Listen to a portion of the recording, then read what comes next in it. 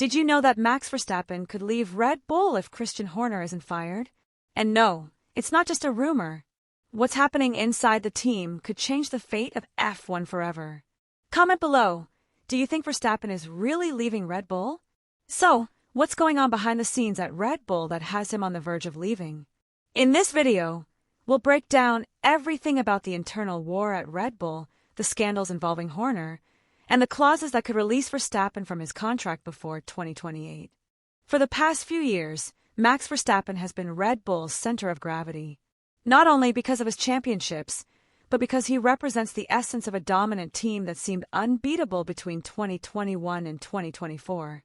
But now, in 2025, that entire panorama of solidity is crumbling from within. What was once a united and focused team is now fractured by an internal crisis that goes far beyond on-track performance. The figure at the center of this storm is Christian Horner, the team principal. For a long time, he was seen as a solid leader, one of the most visible faces of Red Bull's success. However, everything changed in early 2024 when a formal harassment complaint against him by a team employee came to light. Although Red Bull acquitted him internally, the case has escalated to the point of reaching employment tribunals in the UK, with a hearing scheduled for January 2026. This scandal not only damaged Horner's image with the public and the media, but also strained relations within the team itself. The tension between Horner and Verstappen's entourage has become unsustainable. During the presentation of the new RB21 in London, the booing of Horner from the crowd was a clear sign that the situation could no longer be hidden.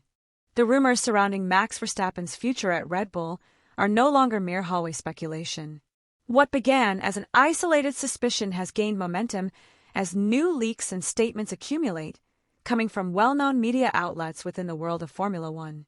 One of the most relevant has been Automotor UND Sport from Germany, which claims that Max has put a very clear condition on the table.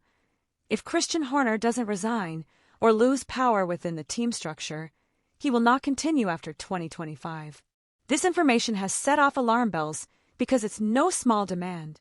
For a driver of Verstappen's caliber to reach the point where he makes his stay conditional on the departure of his direct boss means the rift is profound and possibly irreversible. What's more, this demand doesn't appear out of nowhere. It's the cumulative result of situations that have been dragging on for over a year, fueled by internal tensions, controversial decisions, and a clear lack of alignment between Verstappen's entourage and the team's general management. The legal case facing Horner has been the catalyst for this entire conflict, but it has also served as an excuse to air previously latent differences. While Red Bull's internal investigation cleared him, many within the paddock believe that decision only raised more questions than answers. The fact that the case has now reached the British Employment Court only amplifies the sense of institutional crisis. And as if this weren't enough, the consequences are already being felt within the team itself. There are internal divisions, constant leaks, and a level of tension not seen in years. The conflict is no longer just between Horner and Jos Verstappen, but has become a structural problem that threatens to collapse the stability of the entire organization. The rumors, far from dying down, continue to grow, and every week new indications emerge that Max is seriously considering other options to continue his career. Amid the conflict, Red Bull is trying to maintain an image of control, but the reality within the team is much more fragile than it appears. Christian Horner, who for years was key to the team's success, now represents a point of fracture. From the outside, the team's statements attempt to project confidence, assuring that everything is on track and that Verstappen is committed until 2028. But inside, tension permeates every corridor of the paddock. The stability that characterized Red Bull in its golden age no longer exists. What we see today is a divided team, where decisions clash with personal interests, egos, and deep mutual distrust. Jos Verstappen has been the most vocal in this battle. His influence is no small feat. He is not simply Max's father. He is a figure with his own weight within F1, and especially within the Red Bull environment, where he has had close relationships for decades.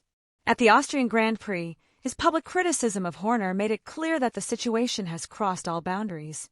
He directly accused him of sabotaging his participation in the Legends Parade, called him childish, and claimed to be fed up with his behavior. These kinds of statements, issued in such a visible space as a race weekend, are symptoms that the rift is now public, personal, and profound. Max, for his part, has tried to maintain a more measured stance. In every appearance before the press, he repeats that he's focused on the car, that he doesn't want to get into controversy, and that his focus is on racing. But this calm is deceptive. Sources close to the driver assure him that he shares the same concerns as his father, and that, privately, he has expressed his discomfort with the way the team has handled the situation. In other words, what he says publicly doesn't necessarily reflect what he's feeling. It's a strategy to avoid further destabilizing the environment, but it doesn't mean he's satisfied with the direction the team has taken. Beyond the emotional aspect, Max also has strategic reasons to doubt. The car isn't performing, technical decisions are generating frustration, and internal tensions are even affecting day-to-day life in the garage. One of the most delicate aspects of this whole situation is that Max Verstappen isn't tied to Red Bull as many believe. His contract, which theoretically binds him until 2028, includes specific exit clauses that could be triggered if certain performance conditions aren't met during the season. In other words, there is a legal and sporting path that Max could use to leave the team much earlier than expected, and that path is already beginning to open. These aren't empty rumors, but details confirmed by important insiders within the world of Formula One. Robert Doornbos, a former Red Bull driver and a figure close to the paddock, was one of the first to publicly reveal that there are at least two key clauses in Verstappen's contract. The first stipulates that if Max doesn't finish in the top 3 in the Drivers' Championship during the summer break, he could trigger an early exit. The second clause, equally important, states that if Red Bull fails to finish in the top 3 in the Constructors' Championship, the possibility of terminating the contract without penalty would also be enabled. These conditions put Verstappen in a very advantageous position vis-a-vis the team and give him real control over his immediate future. Now, if we look at the numbers, the situation is worrying for Red Bull. Right now, Verstappen is third in the Drivers' Championship with 155 points. But the gap to George Russell, who is in fourth, is only 9 points. In other words, a bad race, a retirement, or simply a poorly executed strategy could leave him out of the top 3 at any moment. And when it comes to the Constructors' Championship, the picture is even more alarming. Red Bull is in fourth place with 162 points, far behind the dominant McLaren with 417, and below Ferrari and Mercedes, which have 210 and 209 points respectively. These figures alone put Verstappen in a position to leave if he so desires.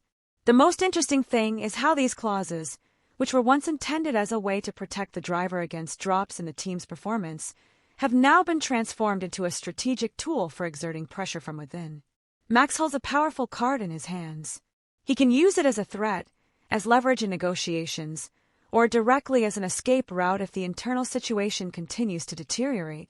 What seemed like an ironclad contract now appears fragile, given the real possibility that Red Bull won't be able to reverse its problems in time.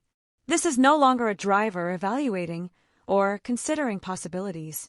We're talking about someone who has, by contract, a perfectly structured and viable exit if the team doesn't comply. This season's single-seater, the RB21, which promised to be a solid evolution of its predecessors, has proven to be a disappointment on multiple levels.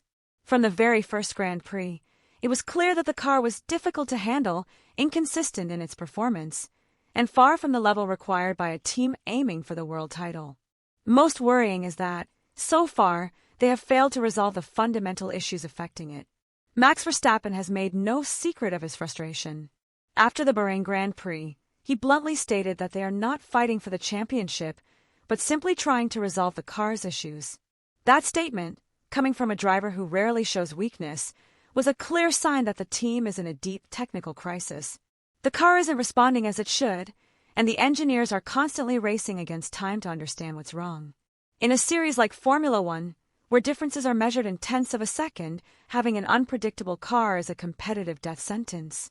One of the factors that has worsened the situation is the departure of key figures within the technical team. The most notable case is that of Adrian Newey, the aerodynamic design genius who for years was the brains behind the championship-winning cars. His departure, confirmed for the first quarter of 2025, left a void that Red Bull has failed to fill. The experience, judgment, and intuition that Nui brought are not easily replaced, and the team is feeling it.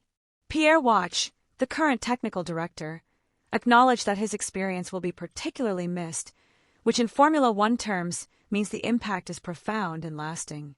The updates implemented during the season have not had the expected effect. In Japan, Red Bull introduced a major package of improvements that included aerodynamic modifications to the rear of the car and a suspension overhaul.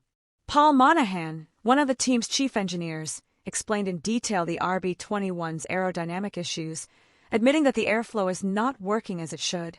In his words, the airflow exiting the bodywork mixes erratically with the airflow above, generating turbulence that compromises the car's stability.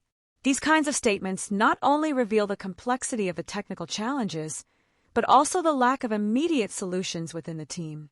They're at a point where they know what the problem is, but can't find a way to solve it in time.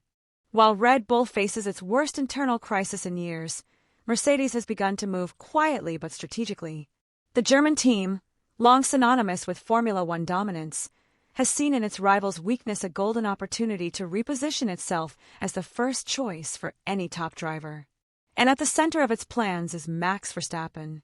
Mercedes boss Toto Wolff has been meticulous in his statements, but clear enough to hint that they are prepared to make him a serious offer. In the political game of F1, there's no need to openly confirm it for everyone to know they're on the prowl. Toto Wolff has once again demonstrated why he is one of the most astute managers in the paddock. He hasn't publicly pressured Verstappen, but he has fueled the narrative that Mercedes is an open option. When he stated that he liked the conversations George Russell had with Max, he wasn't just making a casual comment. It was a coded message, a warning to Red Bull and a subtle invitation to Verstappen. Wolff knows he doesn't need to push too hard. He just needs to be ready to open the door at the right moment.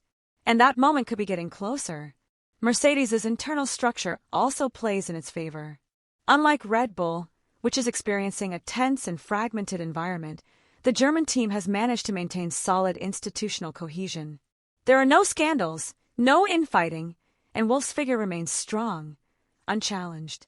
In times of uncertainty, that kind of stability is highly valued by elite drivers. Verstappen isn't just looking for a fast car, he also needs an environment where he can fully focus on racing. And that's exactly what Mercedes is willing to offer him. Everything we've analyzed in this video points to a reality that's hard to ignore. Red Bull no longer has complete control over its destiny or its star driver. Christian Horner, once synonymous with leadership, now represents an internal division that threatens to unravel years of sporting progress. Max Verstappen holds the power to change the balance of power in Formula One, and both Mercedes and other teams know it. That's why they surround him, study him, and wait for him. Because if Max decides to leave, nothing will ever be the same. This isn't just a passing rumor. It's not a story concocted to generate headlines. It's a real possibility that's unfolding before us, race after race, result after result. And there's no room for indifference. Every move within the paddock, every statement from Toto Wolff, every gesture from Verstappen in front of the press could have enormous implications for the immediate future of the championship. We're witnessing the potential end of an era and, at the same time, the beginning of a new era in Formula One. Before you go, I want to know your opinion. Do you think Verstappen should stay at Red Bull and try to revive the project from within? Or do you think it's time to pivot and opt for Mercedes or another team?